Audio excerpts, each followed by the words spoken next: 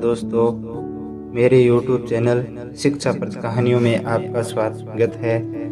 आज की कहानी है राजा की 3 सीखें। बहुत समय पहले की बात है। किसी प्रतापी राजा का राज्य था।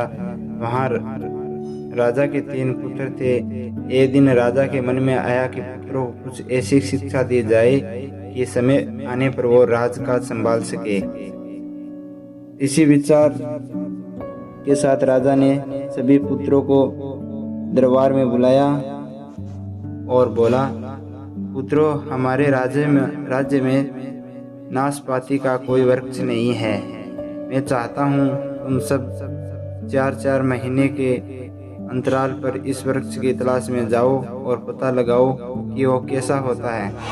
राजा की आज्ञा पाकर तीनों पुत्र बारी बारी से गए और वापस लौट आए।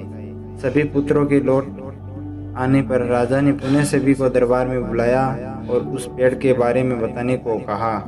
पहला पुत्र बोला, पिताजी, वह पेड़ तो बिल्कुल टेढ़ा मेढ़ा और सूखा हुआ था। नहीं, वो तो बिल्कुल हरा भरा था, लेकिन शायद उसमें कुछ कमी थी, क्योंकि उस पर एक भी फल नहीं लगा था। दूसरे पुत्र ने पहले को बीच में ही रोकते हुए कहा। फिर तीसरा पुत्र बोला, भैया, लगता है आप भी कोई गलत पेड़ देख आए, क्योंकि मैंने सचमुच नाशपाती का पेड़ देखा। वो बहुत ही शानदार और फलों से लदा पड़ा था। और तीनों पुत्र अपनी अपनी बात को लेकर आपस में विवाद करने लगे। तभी राजा अपने सिंहासन से उठे और बोले, पुत्रों, तुम्हें आपस में बहस करने की कोई आवश्यकता नहीं है। दरअसल तुम तीनों ही वर्ष का सही वर्णन कर रहे हो। मैंने जानबूझकर तुम्हें अलग अलग मौसम में वर्ष खोजने भेजा था, और तुमने जो देखा वो उस मौसम के अनुसार था।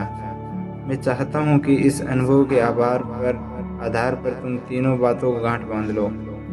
पहली, किसी चीज़ के बारे में सही और पूर्ण जानकारी चाहिए तो तुम्हें उससे लंबे समय तक देखना परखना चाहिए, फिर चाहे वो कोई विषय हो या वस्तु या फिर कोई व्यक्ति ही क्यों ना हो। दूसरी, हर मौसम एक सा नहीं होता। जिस प्रकार वृक्ष मौसम के अनुसार सूखता, हरा भरा या फलों से लदा रहता है, उसी प्रकार मनुष्य के जीवन में भी उतार चढ़ाव आते रहते हैं। अतः अगर तुम कभी भी पूरे दौर से गुजर रहे हो तो अपनी हिम्मत और धैर्य को बनाए रखो। समय अवश्य बदलता है। और तीसरी बात, अपनी बात को ही सही मानकर उस पर अड़े मत रहो। अपना दिमाग खोलो और दूसरों के विचारों को भी जानो। यह संसार ज्ञान से भरा पड़ा है। चाह कर भी तुम अकेले सारा ज्ञान अर्जित नहीं कर सकते। इसलिए भ्रम की स्थिति में किसी ज्ञानी व्यक्ति से सलाह लेने में संकोच मत करो। धन्यवाद।